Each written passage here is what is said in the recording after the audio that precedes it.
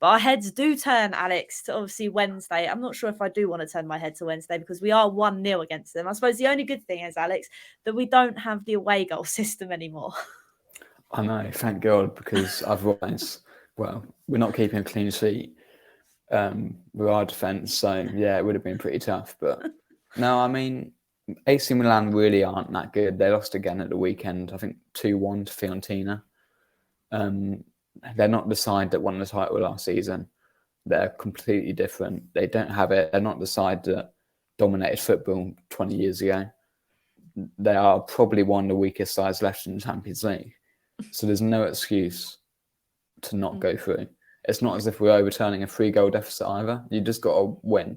You don't have to win by 2 goals. You can win by one and win on pens. Well, we're not going to win on pens because it's Spurs, but it's like there's no excuse to not go through. I don't think we will because it is Spurs, but it's there for the taking. This isn't a massive challenge, or it shouldn't be a massive challenge.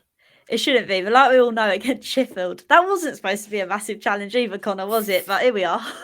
Don't. Again, Tottenham Hotspur, just sum them up, literally. It's the thing is, right, and this is slightly different. So when we played Leipzig, do you remember just before COVID, we played Leipzig in the Champions League. We had Mourinho. The squad was absolutely depleted. We had like Winks and Sessegnon and your best mate Winks and Sessegnon and all these other players that were fringe players. And we lost 1-0 at home. And I went out to Leipzig and I was thinking, we've got a chance here. We really have sort of, we're not out of it. And then I look at it and I say we didn't play the worst in Milan. We just didn't particularly threaten going forward. I think at home we will have the atmosphere. It will give us a boost.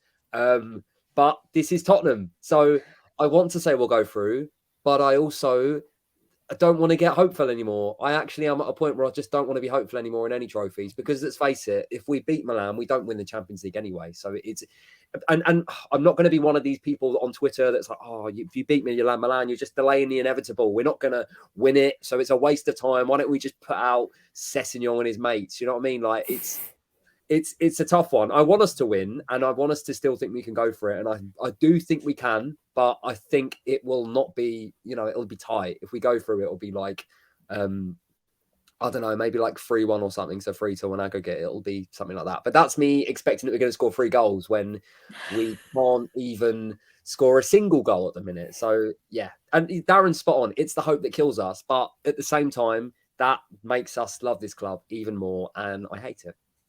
I know. Yeah. I don't know how my brain works in terms of, like you said, it's the hope that kills you, but you still sit there and watch it. It's a madness. But like Connor said, Alex, we are at home, so you'd like to think with the crowd cheering us on that we will turn up and Tottenham won't bow its head.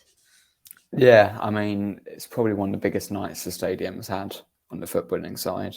You got Man City at home, obviously, like the second game we had there, and Ajax, but that's it really with Champions League and we're a full crowd. So it is one of the biggest nights the stadium has seen. And the atmosphere has to be top notch.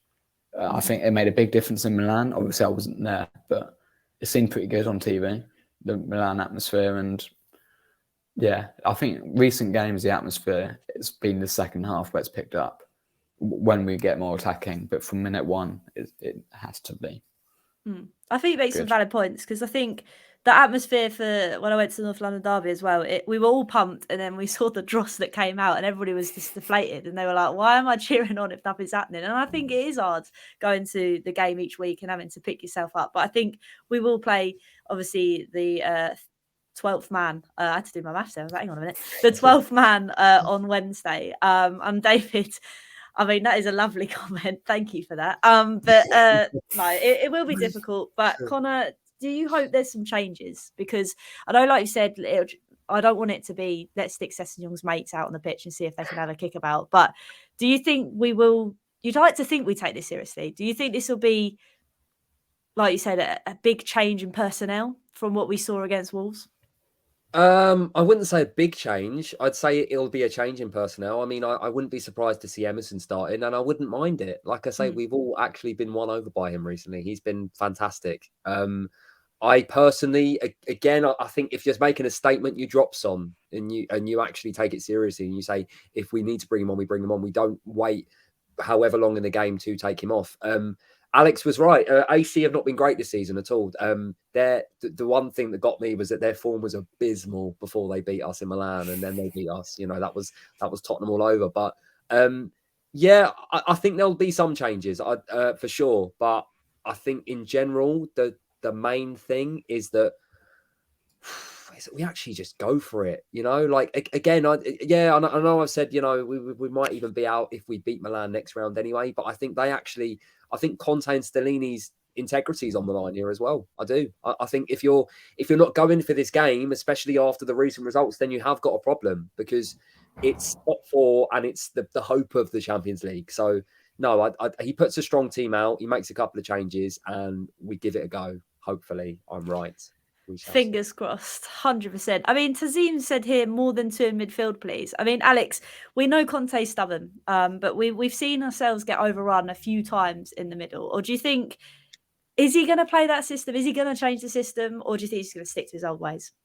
Yeah, he'll stick to 5-2-3. But no, I completely agree with that. I think last season it was okay playing 2 in the middle. I think teams hadn't quite worked out how to overrun the midfield so efficiently, but now I think most games we get overrun the midfield, and it's not the fault of Højbjerg or Skip.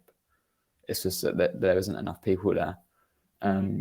So yeah, it'll be a 5-2-3 again, probably Skip and Højbjerg. And yeah, but we'll see. We will see. And that's the thing. I think, like I said, it's kind of predictable, because you can kind of predict who's going to play where, which I think sometimes kind of lets us down. But sadly, I think, like I said, I think we're just going to stick to our old ways.